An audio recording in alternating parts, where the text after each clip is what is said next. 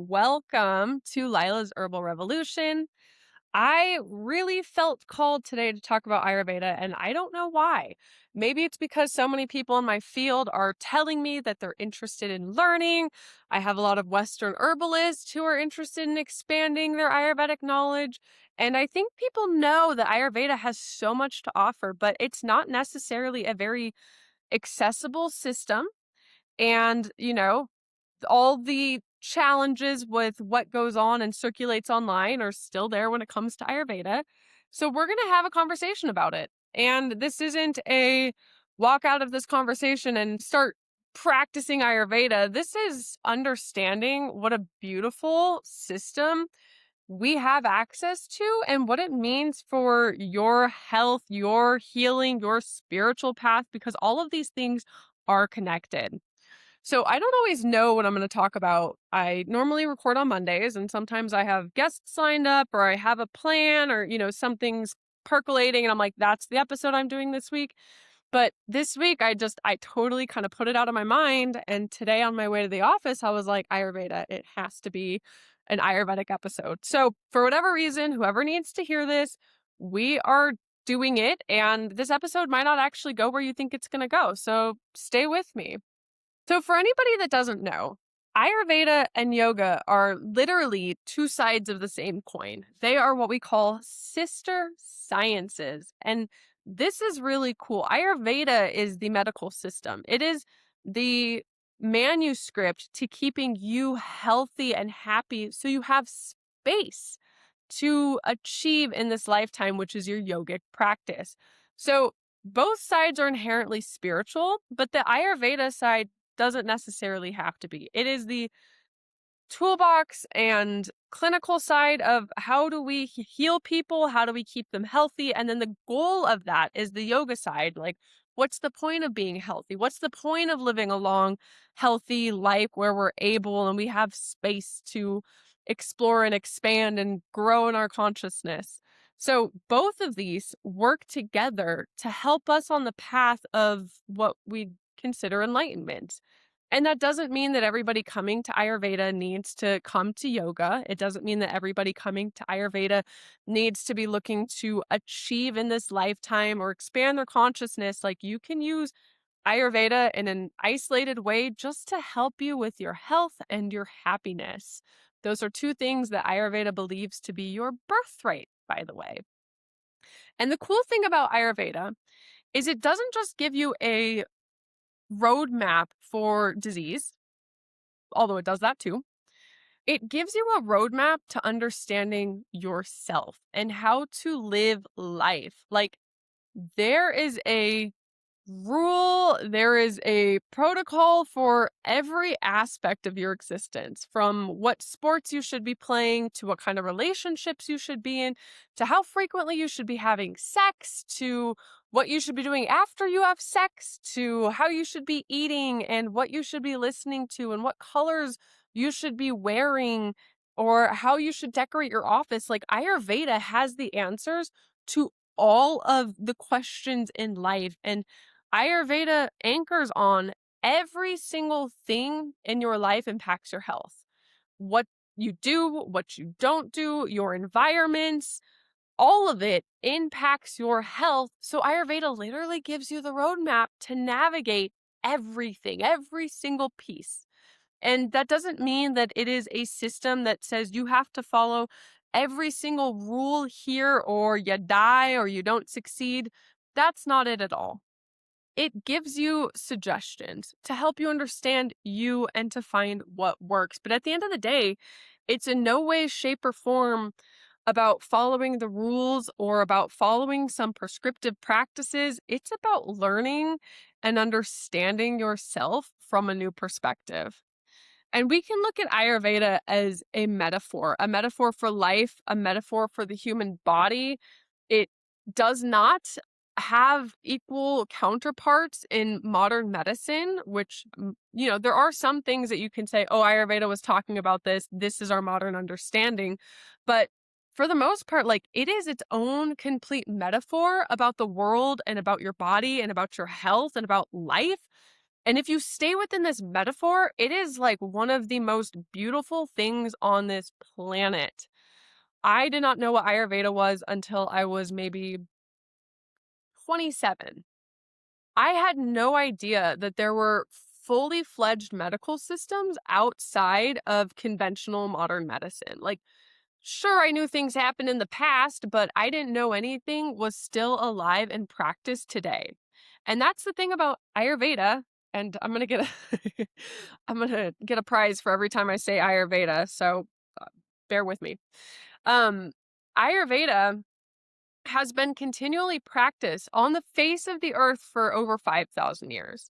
There is no other medical system that has been in practice that long. Like, it's been, it was conceived, they spent thousands of years tinkering and figuring things out, and it's continually been practiced. Like, people practice it to this day, and it is a fully fledged medical system. Or like, there are 8 different branches of Ayurveda, and that includes surgery, and that includes Rasayana, which is our longevity, and psychiatrics, and all of these functions that we need to be complete humans.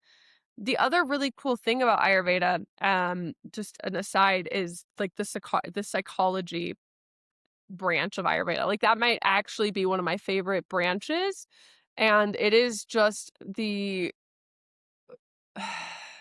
blueprint for understanding your mind and how not to have mental health challenges. So if you want a really good book on Ayurveda and the mind, message me and I will send you my favorite that will just like blow your mind, expand your consciousness, and give you real tools to navigate this oh so challenging modern world that we live in. So Ayurveda literally stands for the science of life. And it's always funny to me when people call it unscientific. And I'm going to cite back to it's in its own metaphor, and just because it doesn't fit our modern perceptions and the narrow-minded view of science that we have now doesn't mean that it's not scientific. The formulas in Ayurveda, the way that they prepare medicine, the food combination rules, the diets, the understanding of the doshas, like every single one of those things has been worked out over many, many, many years. Like, they tinkered and they found the best way to do things. And it wasn't a double-blind, peer-reviewed placebo study, but they experimented, they got the feedback, they made adjustments, they tried it again, and they figured out what works.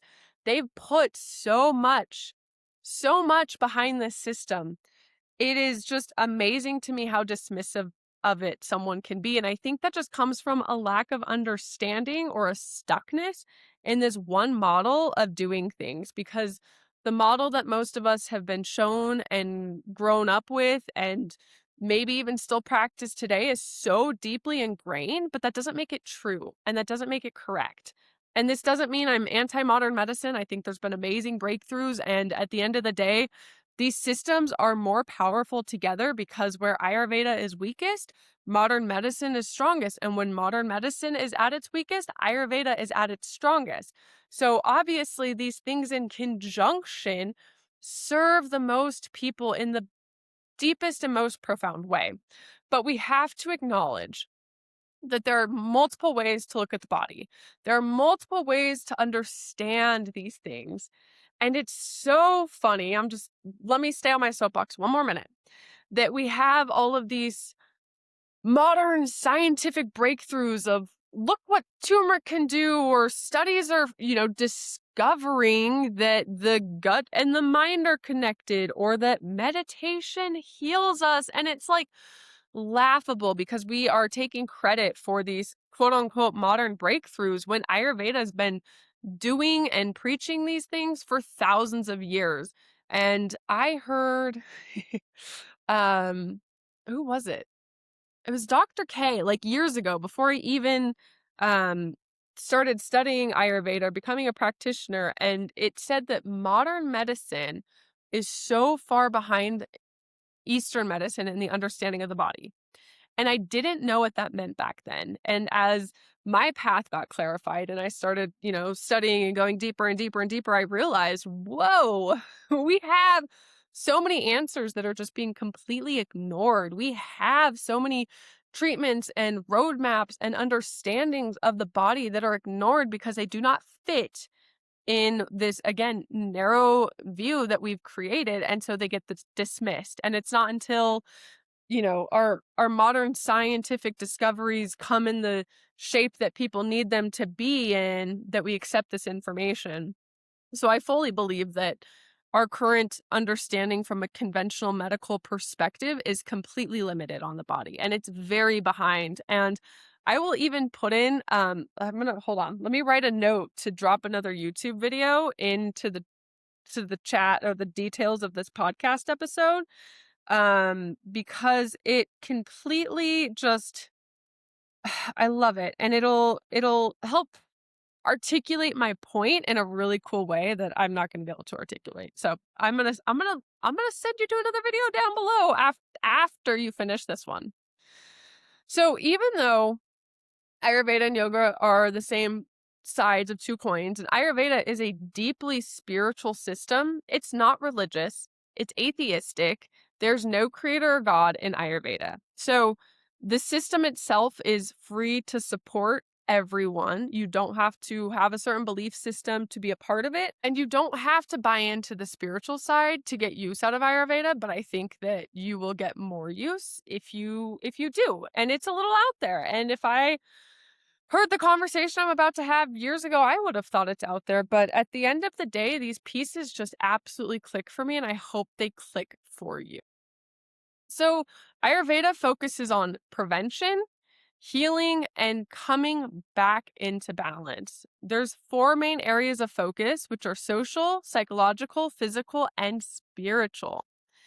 And obviously, well, maybe it's not obvious, but one of the main things that sets Ayurveda apart from modern medicine is that it treats the person. It does not treat the disease.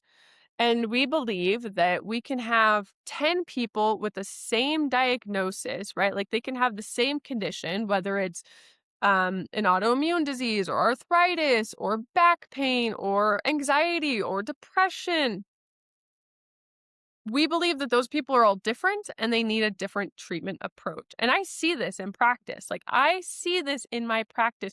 2 people will come with the exact same condition, and I will take totally different approaches to adjust it. Like maybe I have 2 people with migraine diagnoses, and one of them are driven by a cold, dry environment, and another one's driven by a hot, wet environment. They're going to get 2 different treatment approaches.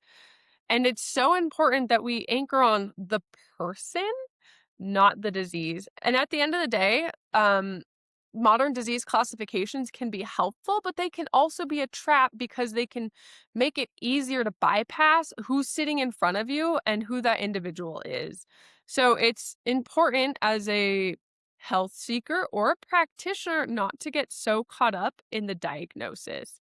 At the end of the day, I kind of look at all signs and symptoms and diagnoses as just a message that there's an imbalance, and the goal is still to go dig in and figure out what that imbalance is and what we need to come back into balance. Like at the very rudimentary level, that is the work that's being done.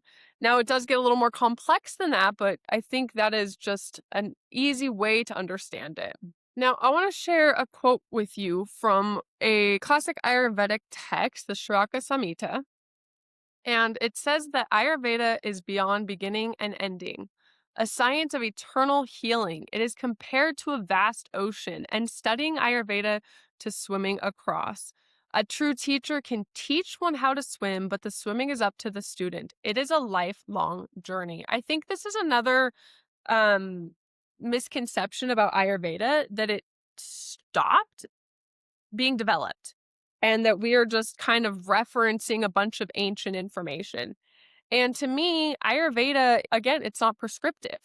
It doesn't tell you if X appears, do Y. It doesn't work like that. And if you take an Ayurvedic framework and you take this perspective and you see it this way as a metaphor to live within, then everything can be Ayurvedic. Modern medicine can be Ayurvedic.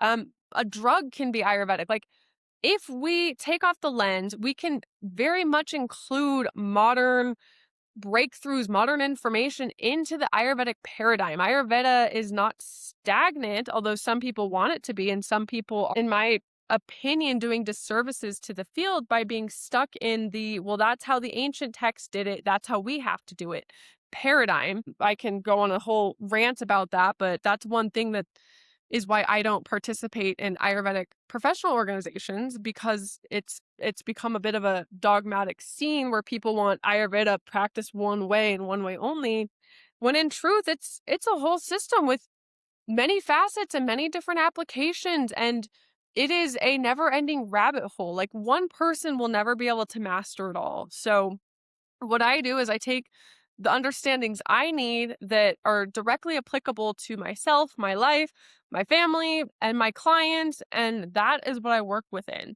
And it doesn't mean I know everything under the sun about Ayurveda, because I do not. There's so much depth to the system.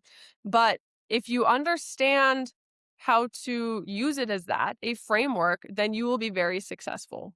And I think just anchoring on the fact that it is a spiritual system, and this is kind of the interesting intersection about my skills and my gifts, is that at the end of the day, nobody is just getting healthy for the sake of getting healthy. Nobody is going and seeing an herbalist. Nobody is going and seeing, somebody to further their health just for the sake of furthering their health. I think at the end of the day, our health seeking and our health improvement wants come from two places: a fear of death or a want to live. And they're two totally different places. Like, there are plenty of people that go seek medical attention and help because they're afraid something's wrong, because they're afraid of dying, because they're afraid of a disease. So they are in the space and the mindset of that. And then the other side of that is, I want to live. I want to live a long, healthy, spacious, spiritually bright and significant life.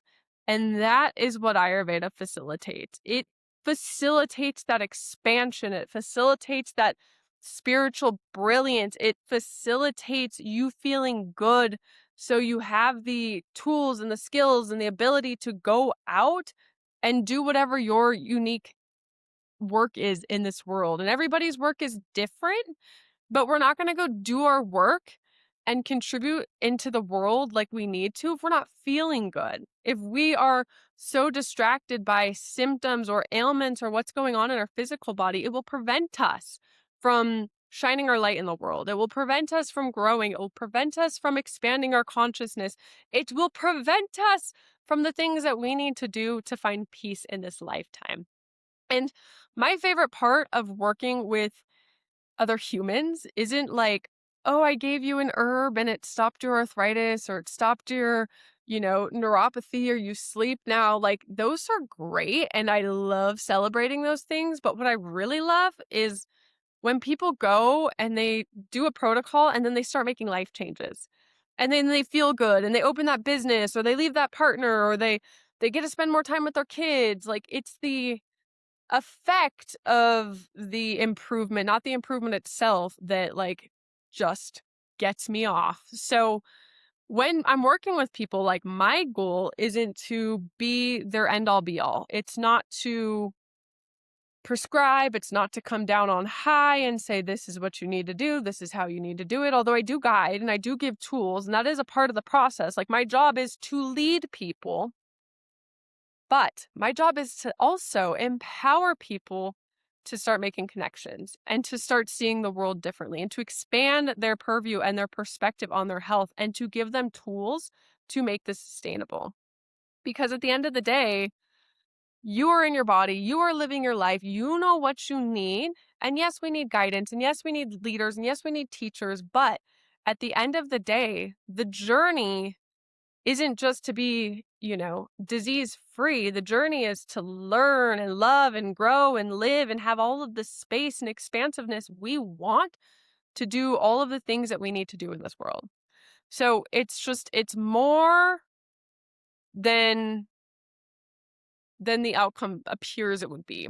I hope I'm saying that right, but Ayurveda gets to facilitate all of that, and that's so cool. Like, the framework it provides to make all that true is just so amazing. Like, I am in awe of it every day. And even preparing for this episode, I could feel my heart opening. Like, I could feel my happy place coming. I can feel the place where I'm like almost brought to tears because it moves me on such a deep and spiritual level to just read these pieces of information and this wisdom and all of its glory. And then I get to share it with you. Like, I am in such a beautiful, blessed position to get to be in this world, and I want you in this world. So this is what this episode's about. It's about bringing you into this world, and it's not necessarily about finding your dosha today or, eating khichdi, although those are great things to do. It's about understanding this connectedness and inner peace of all of this and how this plays and the magic that really happened when you start working on yourself. So, all right, tangents aside. And what brought me on that tangent was achieving spiritual brilliance from an Ayurvedic perspective involves the balance of two pieces. We have to clean the mirror, which is our daily spiritual practice. That's our inward, that's our self work, that's our self improvement work. So we can see ourselves clearly. But then we have to spread the light, and we have to take this clarity about ourselves out into the world, and we have to show up for others and live consciously and be of service. That is our path. Everybody has a unique way to do that in this world. But if we work on ourselves and then we bring that back into the world, and then we work on ourselves and we bring that back into the world, and we find that balance, then we are achieving the brilliance that we can achieve in this lifetime. And there's a real tension between cleaning the mirror and working on ourselves and then putting it back into the world. And an example of this is, how hard it is to move out of study student mode and get into practitioner, I'm doing this in the real world with clients mode? It's daunting. It's daunting to get to a place where you learn, you study, and then you're like, oh, I have to go put this out into the world.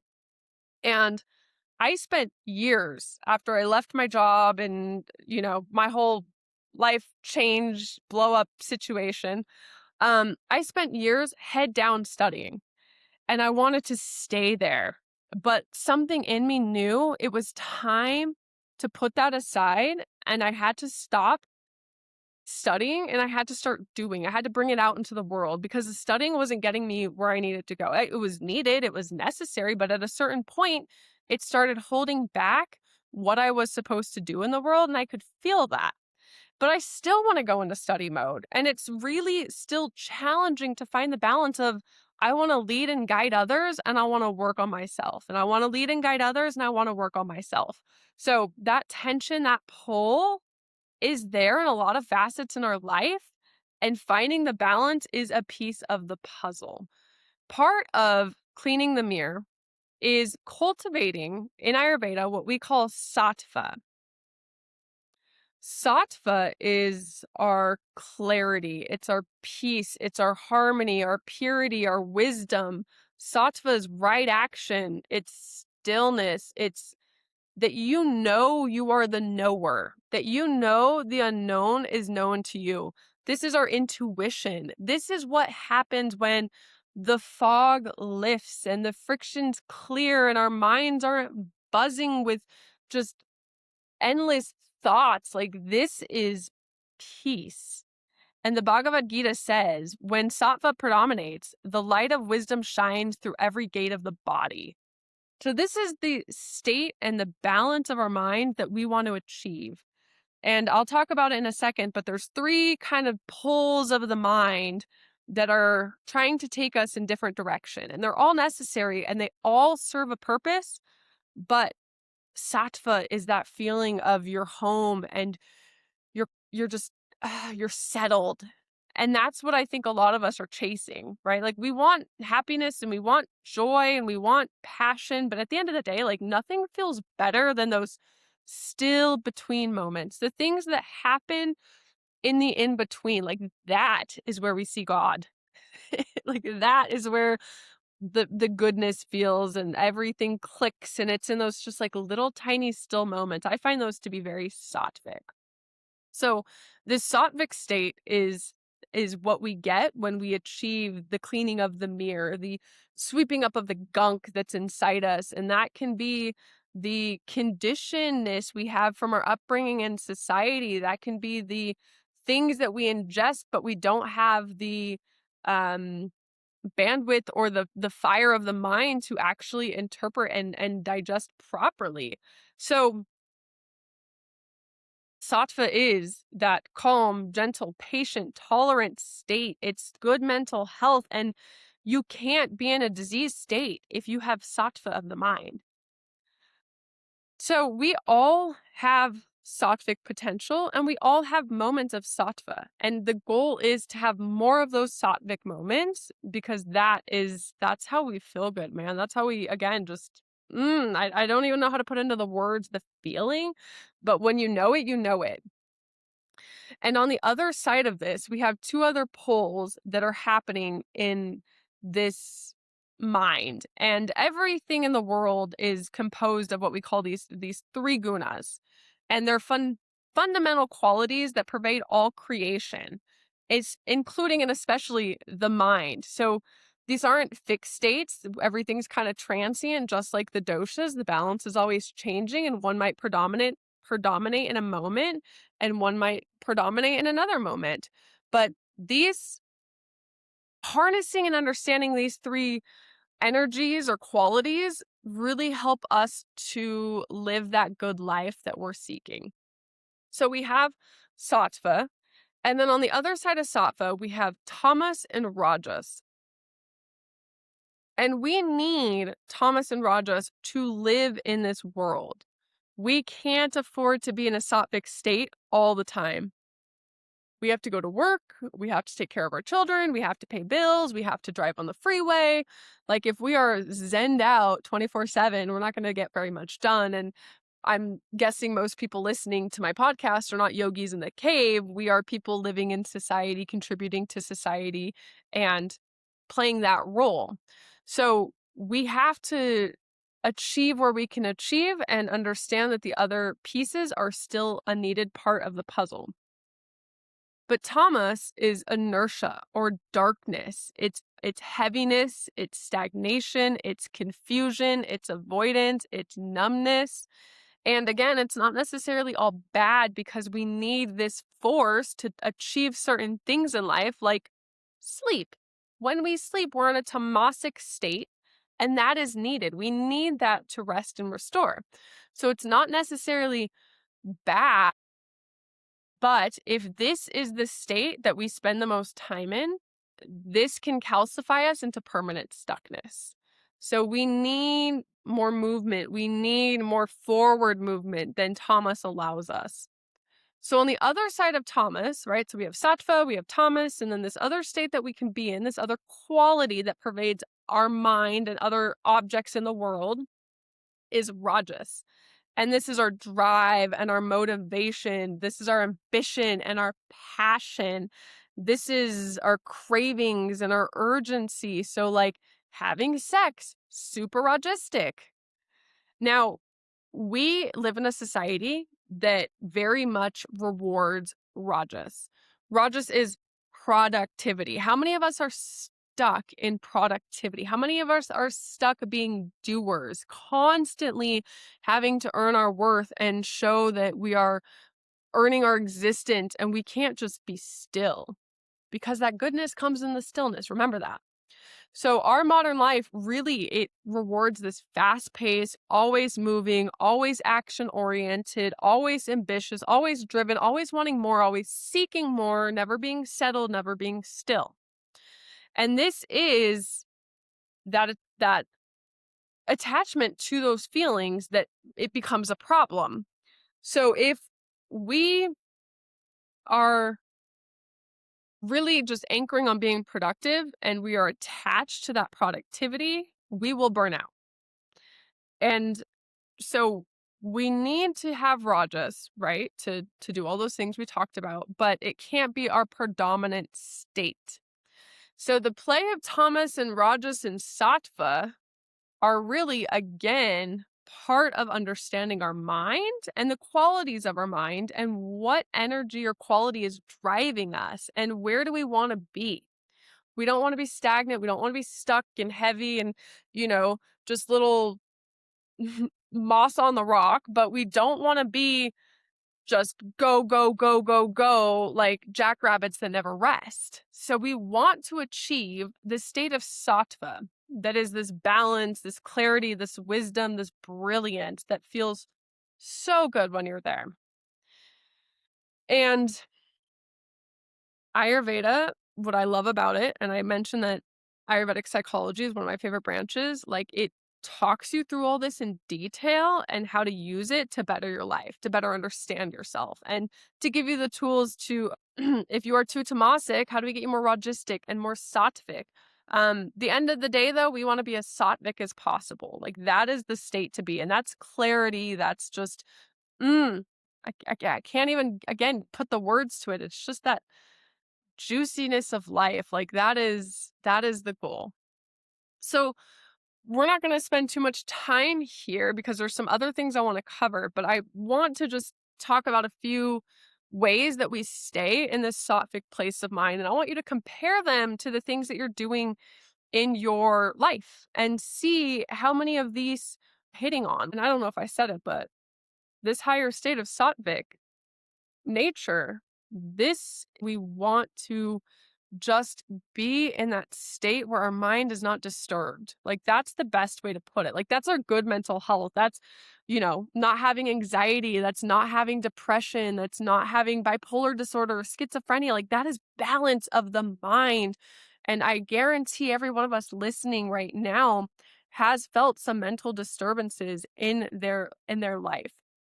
So one way to promote this sattvic brilliance is through food. Food that's not contaminated, food that doesn't spread evil or disease in the world, food that feels pure when we eat it. This is healthy, nutritious, clean food. And this is food we're eating in a state where our mind isn't weakened or we're not, in an anxious or upset state, because that won't turn into sattva in our body. So things like drugs, intoxicants, alcohol are very not sattvic. Neither are stale and foul smelling foods or pungent foods. Things that are sattvic are fresh vegetables and fruit. Think about like the energy of your food and how much life it has in it. And the more life it has in it, the more sattva it's going to have in it. So fresh vegetables and fruits and nuts and seeds and legumes and properly prepared milk products, I'll caveat that, whole grains and things like honey and raw cane sugar. Celery is a very sattvic food for many reasons.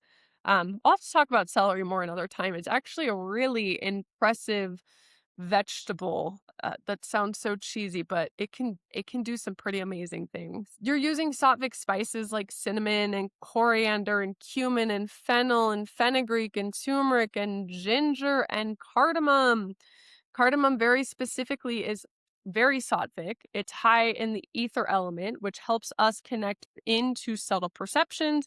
It stimulates the mind and the heart and clarifies our awareness and gives joy to life. And it opens up these channels in our body that are just how we experience all this goodness. Some sattvic herbs to include or consider are things like gokshara, one of my favorite herbs, so cool. Ashwagandha, licorice root, shatavari, jalamansi, or amlaki. And I think that's all I'm going to say on sattva, rajas, and tamas today. But I wanted to take some time to talk about the causes of disease in Ayurveda. So we could say like mental disturbances come from those qualities of the mind being in balance, not having enough sattva, having too much rajas or tamas. You might think of tamas as depression, that heavy blanket. You might think of rajas as anxiety or maybe like just overexcitement, things like ADHD or OCD. Like those are more rajastic characteristics. But I want to talk about the causes of disease according to Ayurveda. The causes of disease at the end of the day are very simple. Too little, too much, or the wrong type. So, when our sense organs or our environment or the actions that we take in life have too much of something, too little of something, or the wrong type of something, that tips us out of balance and leads to a diseased state.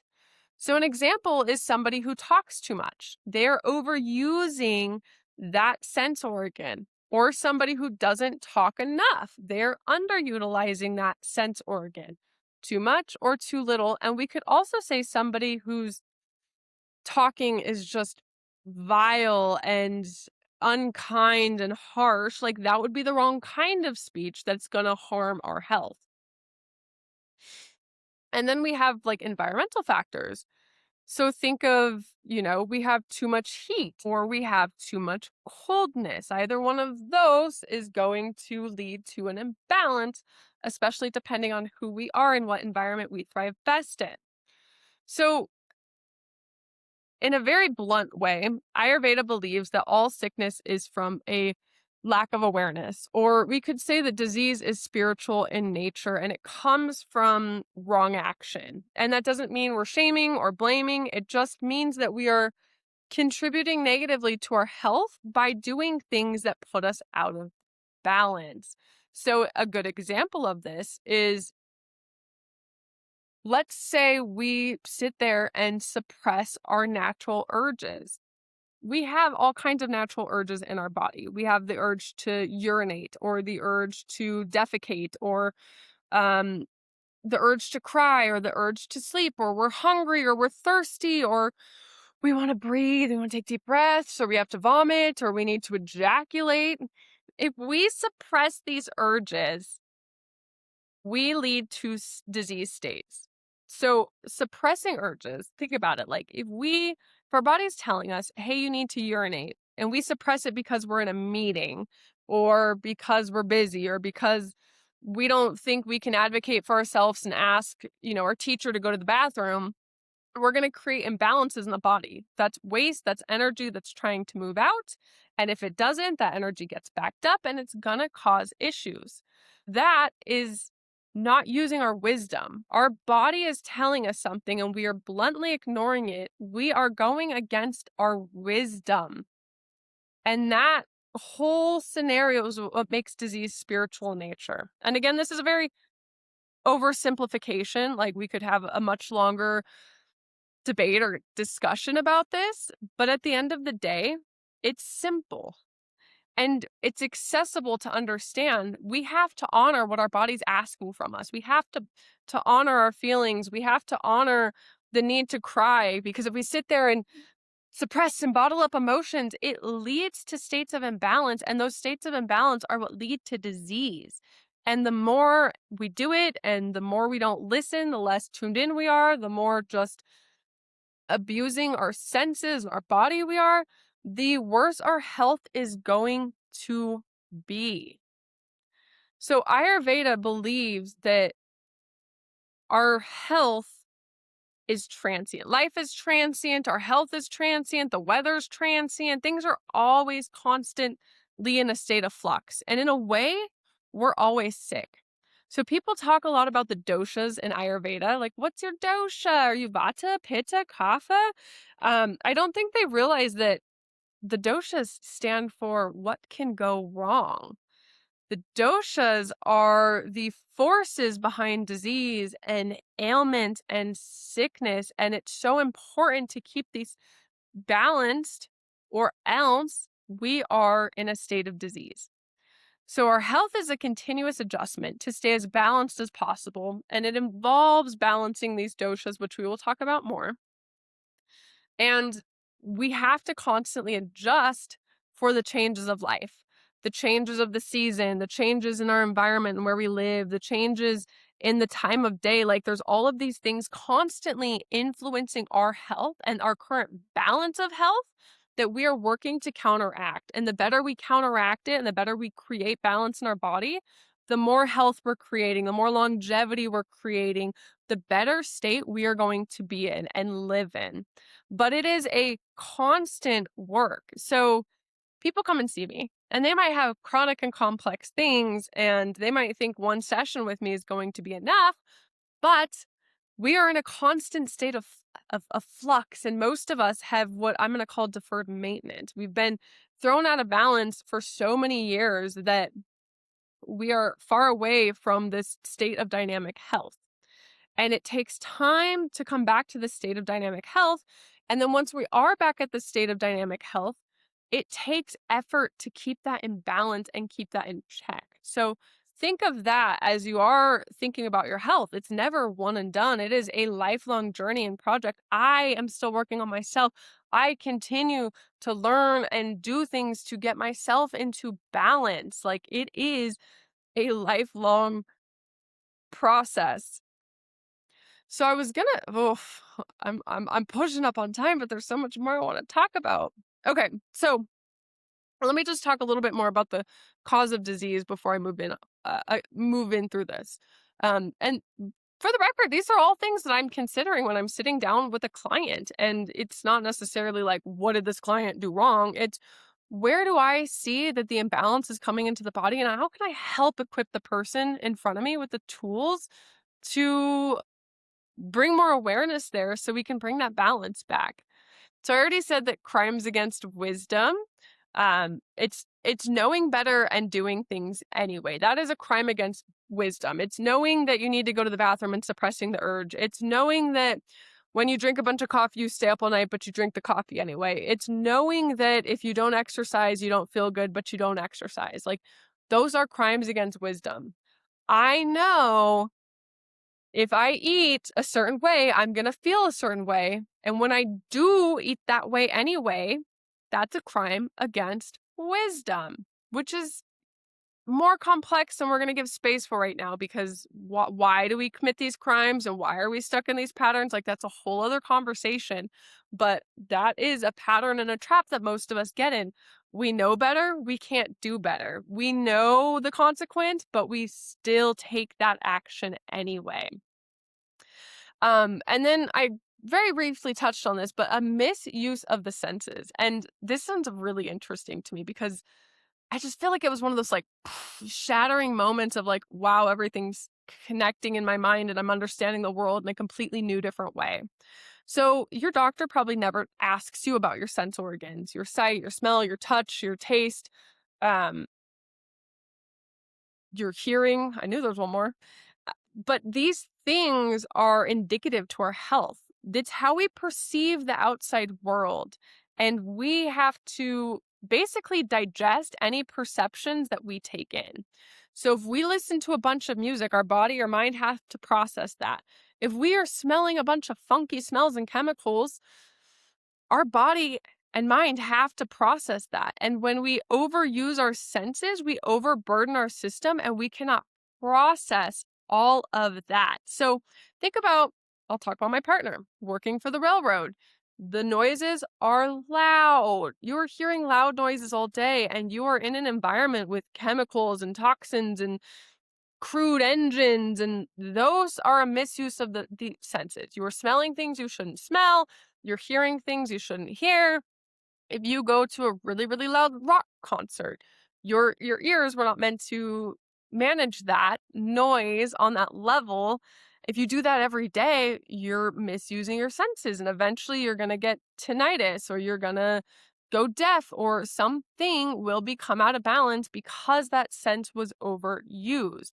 Some other like areas to consider are too many bright lights. Like, we can talk about the advent of the modern light and having light bulbs in the house at night, and the shades and spectrums of light we're getting in, like too much bright light. Think about the blue light excessiveness that's disrupting our sleep, right? All of these things are connecting to and impacting our health. Other things that are misusing our senses include doom scrolling or horror movies. Yep. And then the other thing that happens is and we can call this as part of crimes against wisdom, but we become out of sync with the natural rhythms of nature and time and the seasons. And I always tell people, the farther away we get from nature, the worse the problem is. The worse we're going to feel, the worse the disease is going to be. And we are just continually, just as a collective in our modern society, moving farther and farther away from nature. So we no longer wake up with the sun. We no longer go to bed with the sun. We have a disturbance of that daily shift. And we no longer live seasonally, so we're not preparing ourselves for winter and spring and summer and fall and changing our habits and our diets according to what's going on in the seasons or even our time of life. Like, there are so many ways that we have just fallen out of rhythm with nature. Think about eating foods out of season. We have the ability to eat any food we want in any season. But that is not living in sync with nature, which, on another level means that plant's probably not producing the right nutrients or our body's not in the right season to digest it. Like, eating watermelon in the winter probably isn't a good idea because we're already so cold and wet. And then we add this cold and wet food on top of that. We're going to throw ourselves further out of balance. So, all of these roll up to say that at the end of the day, disease is caused by too little, too much, or the wrong type. And we, because it's our environment, it's our lives, it's our inputs and our outputs that impact our health, are a little bit at the driver's seat of this. And we ignore that innate wisdom and we ignore that nature. And it's, not necessarily our fault. It's just the modern place that we have come to. And now we are trying to navigate that. So Ayurveda really wants you doing daily routines. And it is the middle path. I actually really love this. It's the middle path. So Ayurveda doesn't want you doing anything in the extremes because when you're in the extremes, you are most likely going to be out of balance. And it's not about creating turbulence in your life. It's about creating those sattvic feelings, which are calmness, steadiness, things in the extreme, like eating a carnivore diet or the lion diet or eliminating entire macro groups. Like, we are in the extreme, and the more extreme we are, the more likely we are to throw ourselves out of balance. So Ayurveda loves routine and it loves rules, and there's a rule for everything, but it doesn't mean you need to follow all the persnickety rules. You just need to follow what is necessary to bring you into balance, and the rules are guidelines. So there's really a lot of benefit to adopting an Ayurvedic routine, adopting an Ayurvedic daily ritual that you do. Now, these texts and a lot of the source material comes from a time when people had way more time to live. Like, Ayurveda wants you doing 4 massages a day. Most people probably can't fit those in, even though they're self massages. But taking what we can and applying it to our modern living is still really important here. So you do a daily massage with oil called abhyanga. You eat at regular meal times, you work at regular times, you sleep at regular times. Your body wants consistency, it wants stability, it wants repeatable action so it knows when it's going to get food and it knows when it's going to get sleep and water. When we have irregularity in our systems, it creates stress and leads to digestive issues and sleep issues, and our liver can't do what it needs to do. So all of this middle path, being regular, being boring, doing the rules, doing the routine is a really big part of Ayurveda.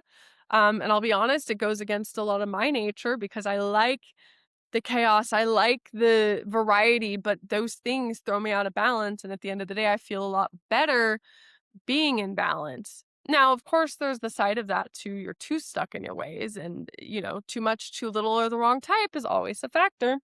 So Ayurveda really likes you to follow daily routines and seasonal living and seasonal stages of life and paying attention to all of these pieces that are forcing on your health, all of these forces that are impacting your health.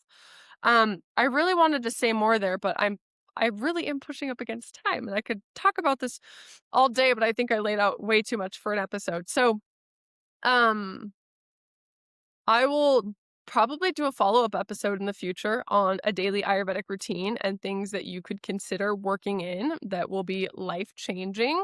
But what I want to touch off before we go, and this will just be like a little teaser, and I will do another episode in the future, are the 3 doshas. So we talked about the 3 gunas and those qualities that are running through all of life and all of the forces on this planet, and really I really think about them from our mental health and our psychological health. There's the 3 doshas. So the 3 biological humors that are the operating principles of Ayurveda. And this is, again, staying within the metaphor that everything is created from the 5 elements. So we have ether, we have air, we have water, we have fire, and we have earth. And there are combinations that create the doshas. So it's kind of like cheat codes. Like at the end of the day, it's the elements that you're paying attention to, but the vata, pitta, kapha you hear about are the cheat codes. So vata is the combination of air and ether, pitta is fire and water, kapha is earth and water. Vata is responsible for all movement in the body. Pitta is responsible for all metabolic or transformative processes in the body. And kapha, our earth element, is responsible for the structure of the body.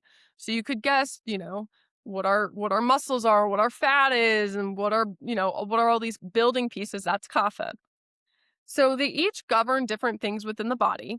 And this is like pattern recognition. When you understand the doshic system, it gives you like a cheat code for understanding people's personalities, for understanding their habits, for understanding their ability to stick to a protocol, for understanding what their, current disease risks are. Like, it is the most comprehensive way of looking at a person I have found, and it is a factor in every interaction I have with the human.